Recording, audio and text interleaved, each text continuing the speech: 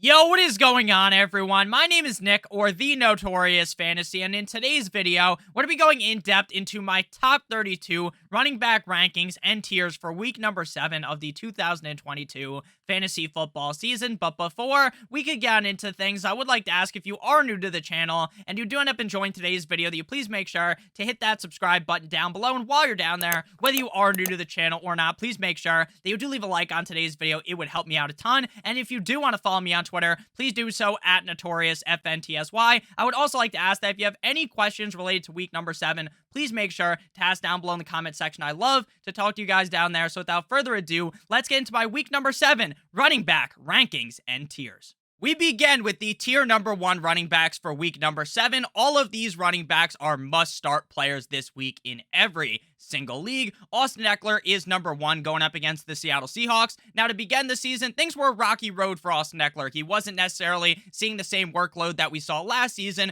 but over the last 3 weeks, he has been the running back 2, 1, and 3 in half PPR, and he currently ranks as the number 1 overall running back in half PPR. Going up against a not-so-hot Seattle Seahawks defense, I expect Austin Ekeler to put up yet another amazing performance. At number 2, we have Josh Jacobs of the Las Vegas Raiders going up against the Houston Texans on Sunday. Now, to start off the season, just like with Austin Ekeler, things were not the best for Josh Jacobs. It was very clear that head coach of the team, Josh McDaniels, really wanted to utilize the running back by committee approach. But over the last 2 games, it has appeared that Josh Jacobs is now the clear workhorse running back on the team, finishing as the RB1 and 3 in the last 2 games against the Texans this week. That defense is incredibly soft. I think Jacobs has yet another great performance. At number 3, we have Saquon Barkley of the New York Football Giants going up against the Jacksonville Jaguars in Jacksonville. Now, unlike Ekeler and Josh Jacobs, there hasn't really been any rocky road for Saquon Barkley. He's been a top 20 running back in half PPR in every single game. He's been a top 12 running back 4 different times,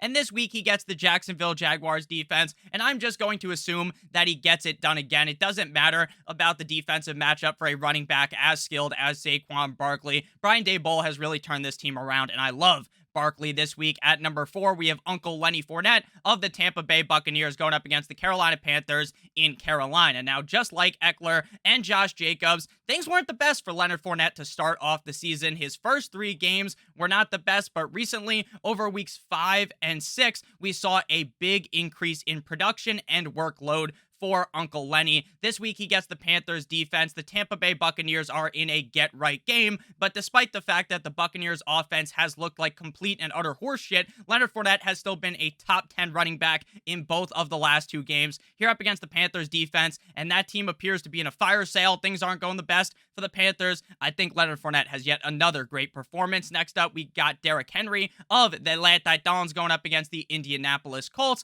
Through the first 2 games, Derrick Henry was in a bit of a slump, but after that, he broke out. He was on bye last week. The week prior to that game, though, week 5 up against the Commanders, 28 carries for 102 rushing yards, 2 targets, 2 receptions, 30 receiving yards, 2 touchdowns, 26 fantasy points, RB number 5 in half PPR. Derrick Henry's workload has increased, and he's also been seeing a decent amount of targets. Now, I don't expect him to be averaging like 5-6 targets a game. I don't expect him to look like fucking Christian McCaffrey out there, but at the end of the day, it is solid to see that he's getting more targets and that he's actually catching the targets.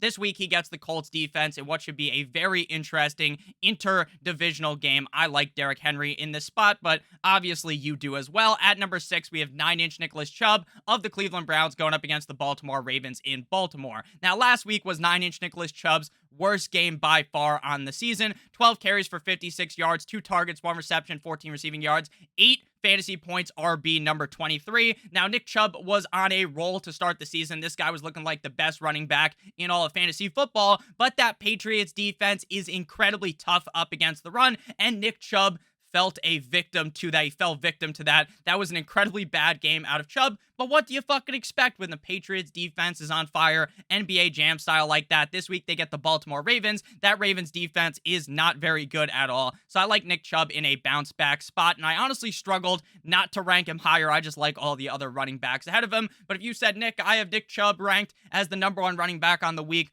I would not judge you. At number 7 to close out tier number 1, we have Ramondre Stevenson of the New England Patriots going up against the Chicago Bears on Monday Night Football. Now, right now, since this game is on Monday, there are some people that are worried about Damian Harris potentially coming back. Now, of course, if Damian Harris returns, then you want to throw Ramondre Stevenson outside of the tier number 1 at the running back. But the New England Patriots always do this.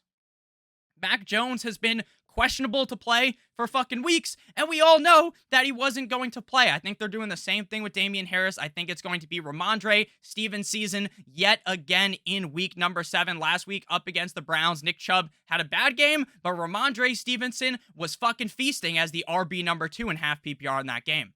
And despite Stevenson not being the starter of the Patriots, he currently ranks RB number 11 in half PPR. This week, he gets the Bears defense that is not very good at all. This is not the Bears defense of the past. I love Ramondre Stevenson's upside. And again, all of these top 7 guys, it would not surprise me if any of them finished as the RB number 1. Next up, we move to tier number 2, headline by Joe Mixon of the Cincinnati Bengals, going up against the Atlanta Falcons this week. Now, Joe Mixon has been seeing a shit ton of volume game in and game out, but he has been the exact opposite of efficient, only 3.3 yards per carry. But even despite his inefficiency, he has still been pretty solid for fantasy football. The Atlanta Falcons defense did completely lock down the 49ers rushing attack last week. Jeff Wilson Jr. struggled so much that the team decided to trade for Christian McCaffrey. So Joe Mixon here up against the Falcons defense again. I know they had a great game last week. I just don't see that happening again. I think Joe Mixon continues to put up big numbers, especially since the offensive line in Cincinnati has looked significantly better, because the first 3 weeks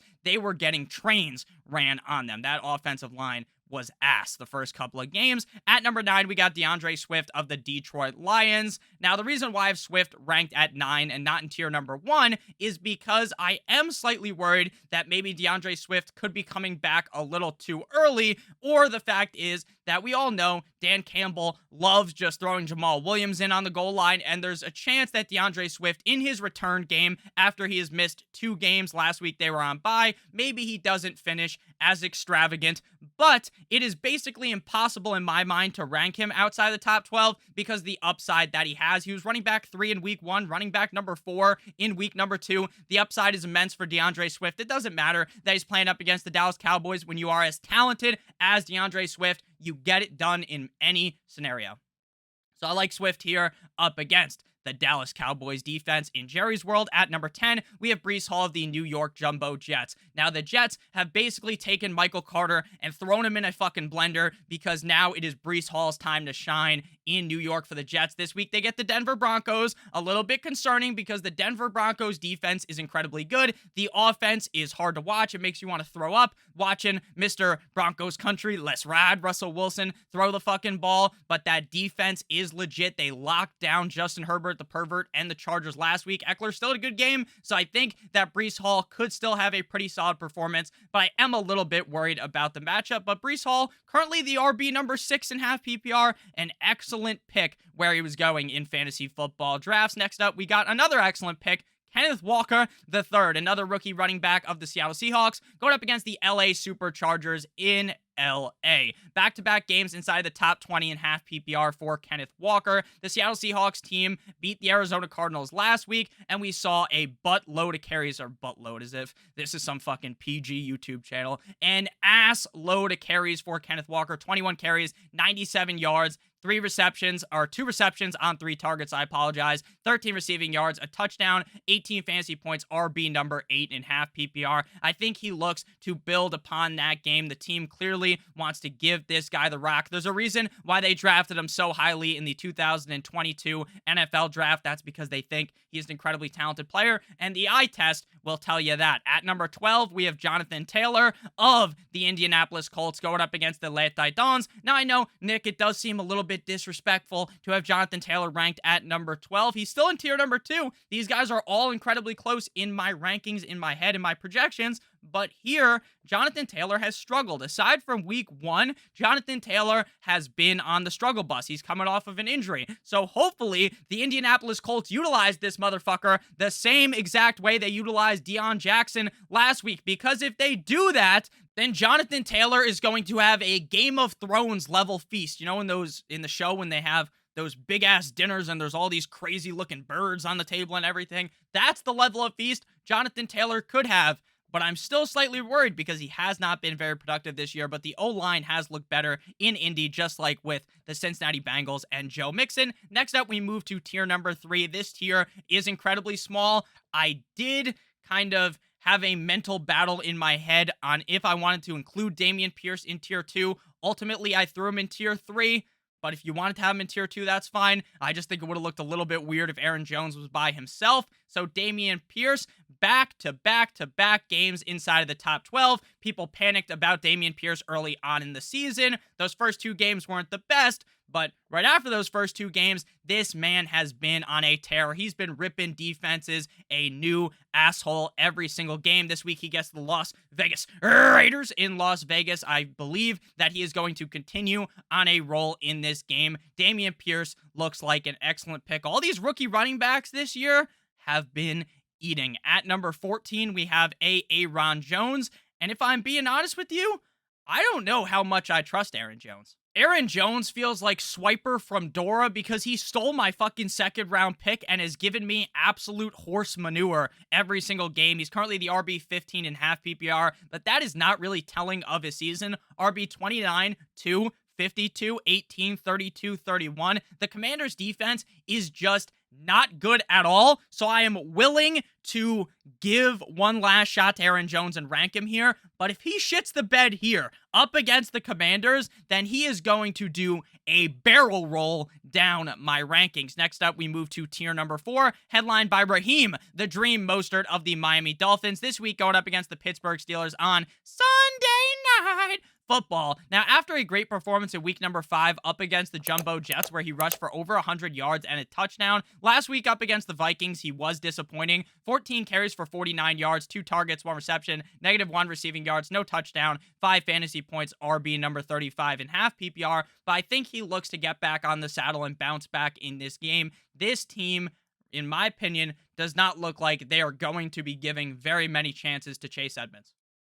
Raheem Mostert has clearly taken over as the bell cow back on the team. Tua Tagovailoa returns in this game. I think this offense is going to step up back to what they were the first 3 weeks of the season, where they were an incredible offense. I think that helps out Raheem Mostert a ton, and I love Raheem Mostert this week. And while I do love Raheem Mostert in this game, this tier of running backs is where things start to get more and more dicey, because there is a chance that Tua comes out, plays flat, and doesn't look very good. Maybe he's nervous about getting hit again. Maybe that really impacts him, and it impacts the Miami Dolphins offense as a whole. So I will put that caution out there, because while I really do like Raheem in this matchup, it's not necessarily a smash spot, because if it was, he would be definitely ranked a tier or 2 higher. Before we move on into the rest of tier number 4, I would like to give you guys a quick word from our friends and our sponsor over at BetMGM. If you are a brand new user to BetMGM and you bet $10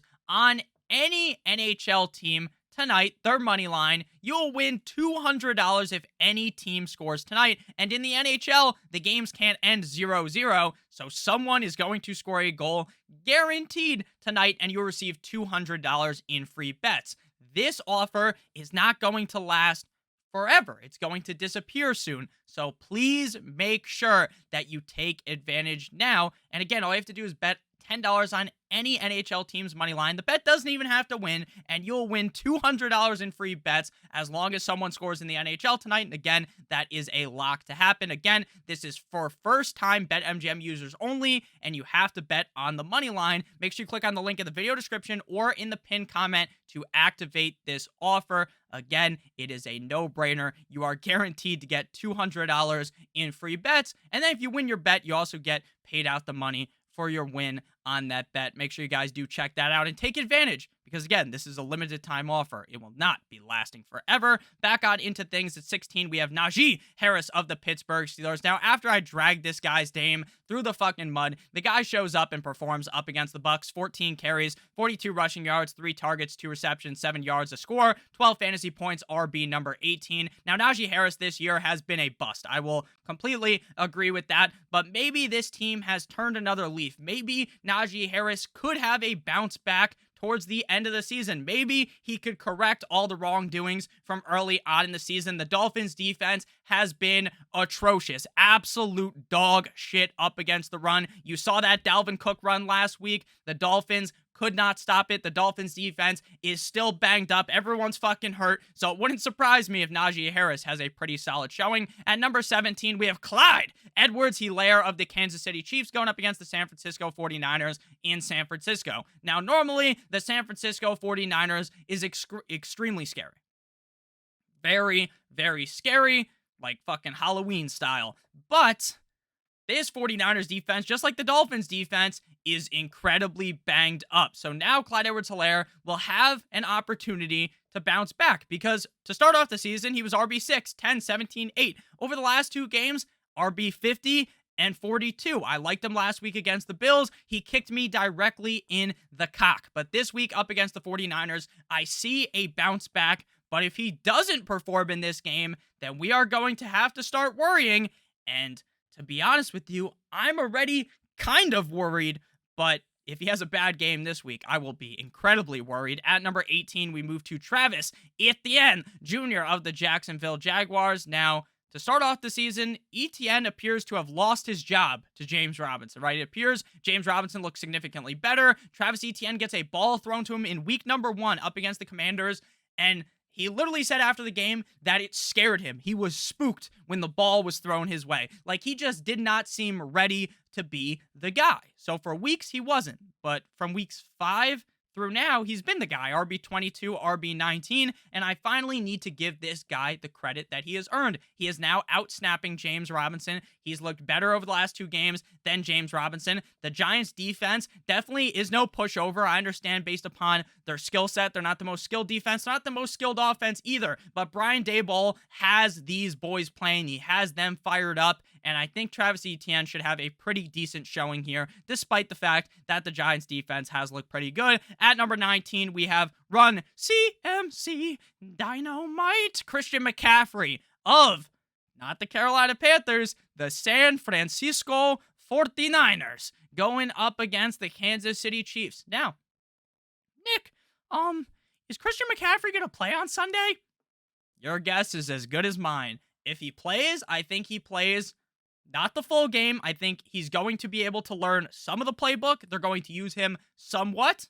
I think we'll know on Sunday what that usage is going to look like. So if you're down bad at running back, you can play him. But what I'm telling you right now is that while I have him ranked at running back 19, it really hinges upon what we are told on Sunday. If we are told that he is going to see at least a decent amount of snaps, then I'm fine playing him. But if it seems like he's not going to get much work, then we're going to have to move Jeff Wilson ahead of him. I honestly think we're to see more Jeff Wilson than McCaffrey on Sunday, but even McCaffrey on a limited amount of carries could do amazing. This does have an effect on the whole 49ers team. Deebo Samuel, I think, will be fine. Jeff Wilson obviously goes into the fucking dumpster after this week.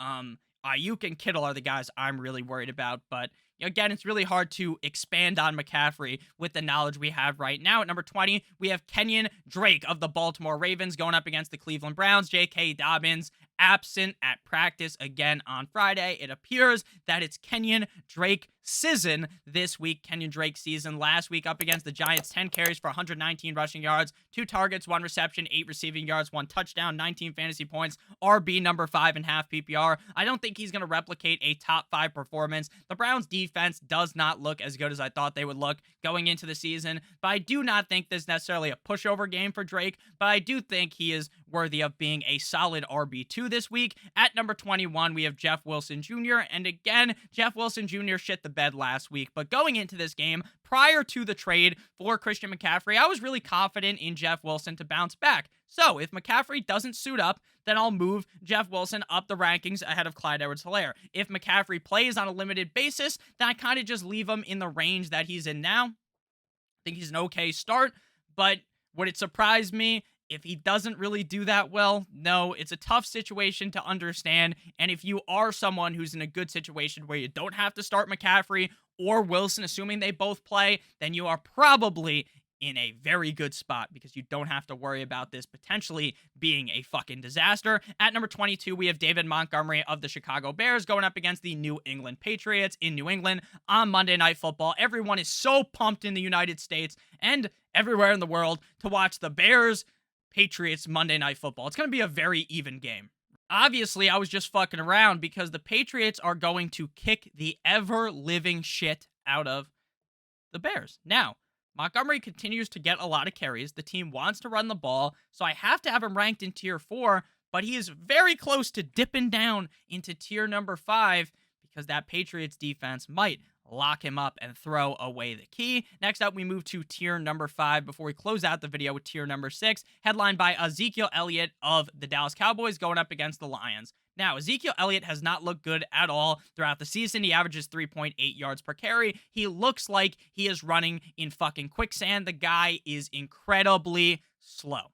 He's incredibly slow. He doesn't look good at all, but they're playing. But I don't know why the fuck my voice just cracked, or at least I thought it cracked. Maybe it didn't. But the Lions defense is just so bad. The Lions defense is so bad, and I've talked about this before, so you're like, oh, Nick, you used this joke already. Well, they are really bad because they're still number 1 in points against, and they didn't even fucking play last week. They were on a bye. The bye week even butt-fucked the Detroit Lions. So I expect Ezekiel Elliott to put on a decent game. I don't really expect much out of him because he doesn't have that burst. Could he be a top 12 running back? Certainly, but not because he's this efficient running back. It's just because he hops in the end zone multiple times because of how shit the Lions defense is. At number 24, we have James Robinson Jr. Now, James Robinson going up against the Giants again. While he has kind of lost that fastball to Travis Etienne, and any game, like, I do still think Robinson's better than Etienne.